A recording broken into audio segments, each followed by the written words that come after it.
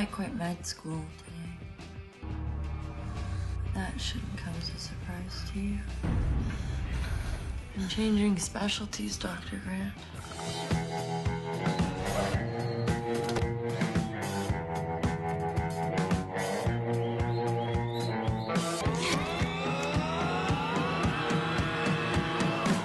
Have you ever heard of body modification?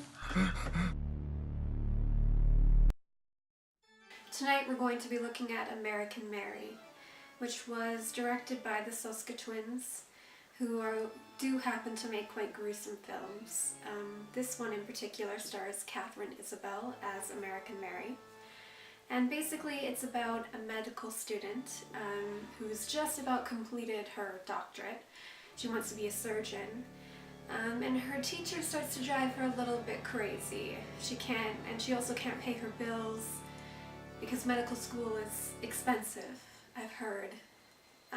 So she has to find another source of income, and she finds in the newspaper a clipping that says that they're looking for strippers, basically, or just girls willing to perform at certain places. So she goes there, and instead of having to do what she came to do, which was strip, they needed her to repair someone who had been beaten very badly. There was a lot of blood. So she runs downstairs and she fixes them. And they thank her, and then they keep using her over and over again. And she keeps getting paid larger sums of money every time. And she becomes drawn to this underground world of surgery. And then, when she becomes an even more promising surgical student with her practices out of school paying off, she's invited to have a party with the professors at school, with the fellow surgeons. And one of those particular professors decided to date rape her and rape her, which did not go over so well for Mr. Professor. So after that experience and all of her surgical experience, she decides to practice certain things on him. She kidnaps him with the help of the people at the club that she was hired at, and she practices body modifications on him because she found there's a large number of people looking for body modifications these days, whether it be tongue splitting, 3D implants, anything scary and fun. So she did do some body modifications on him, like an amputation of his arm and some 3D implants. She also hung him from the wall and did various piercings and scarring techniques on him as well, as payback for what he had done to her.